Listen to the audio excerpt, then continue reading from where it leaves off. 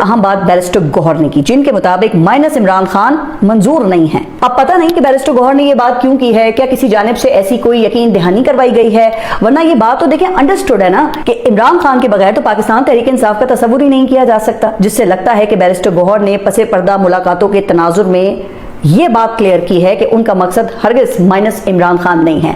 अच्छा, फिर अब ये तो हो गई CBMs के हवाले से इमरान खान से मुतालिक अपडेट। अगर आप पार्टी की सतह पर बात करें ना, तो इस हवाले से भी दो अहम पेशरफ्त हैं जो कि अगेन मिक्स्ड सिग्नल्स दे रहे हैं, यानी कि एक पेशरफ्त में मस्बत रुझान है और दूसरी में धमकी।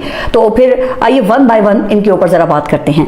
अब खबर यह है कि गुज़िश्ता रोज तहरीक तहफ़्फ़ुज़ आइन के साथ मिलकर पाकिस्तान तहरीक इंसाफ ने महंगाई और इमरान खान की रिहाई के लिए मुल्कगीर एहतजाज किया। अच्छा, इस हवाले से मैं फुटेजेस देख रही थी जिसमें GB से लेके बलूचिस्तान और कराची तक तकरीबन हर बड़े शहर में कुछ ना कुछ एक्टिविटी नजर आई।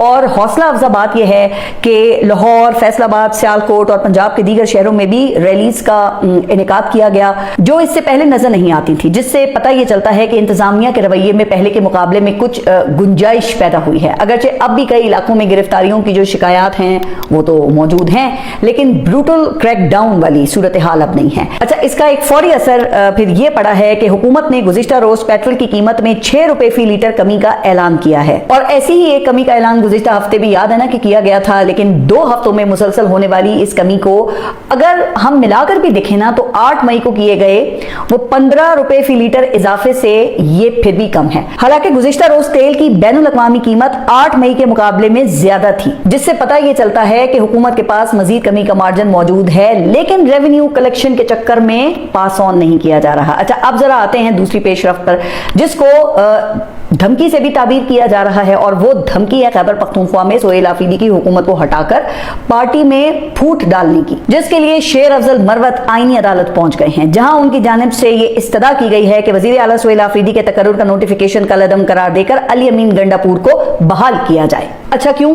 तो इसकी उन्होंने जो दलील पेश की है ना, उसे सुनकर मैं सोच रही थी कि अगर ये दलील मान भी ली जाए तो उनकी अपनी असेंबली रुकनियत भी कायम नहीं रहेगी, क्योंकि मौसूफ का कहना यह है कि अली अमीन गंडापुर से इस्तीफा एक नाअहल और सजा याफ्ता शख्स की डिक्टेशन पर लिया गया, लिहाजा इसे गैर कानूनी करार दिया जाए। अब कोई जरा उनसे पूछे तो हुजूर, आपके टिकट का फैसला वो किसकी डिक्टेशन पे हुआ था? कि आपको PTI का टिकट यहाँ पे मियां मोहम्मद नवाज शरीफ ने दिया था? और अगर नहीं तो फिर क्यों ना आपकी रुकनियत को भी खत्म कर दिया जाए? लेकिन जैसा कि मैंने शुरू में कहा कि ये तमाम उसूल दूसरों के लिए ही होते हैं। हालांकि जिस शख्स का पार्टी से कोई ताल्लुक ही नहीं रहा, फिर उसका क्या हक बनता है कि वो पार्टी मामलात को चैलेंज करे? लेकिन यही कुछ तो पाकिस्तान तहरीक इंसाफ पे पाबंदी लगाने के वक्त भी किया गया था, जब याद है अकबर एस बाबर को पार्टी का बानी रुकन करार देकर अदालत ने PTI के जो इंट्रा पार्टी इलेक्शंस थे उनको कलअदम करार दिया था। अब इस लिहाज से अगर देखा जाए तो इसे भी गैर संजीदा धमकी के तौर पर लेना चाहिए। बहरहाल अब आईनी अदालत की सवाबदीद है कि वो ऐसे मज़ा खेज दरखास्तों के साथ वो क्या करती है, मगर देखा जाए तो ये सूबा खैबर पख्तूनख्वा में पार्टी को तकसीम करने की कोशिश है कि गो के जो अली अमीन गंडापुर हैं उन्होंने शेर अफजल मरवत का ये जो अमल है इससे ला ताल्लुकी का ऐलान किया है।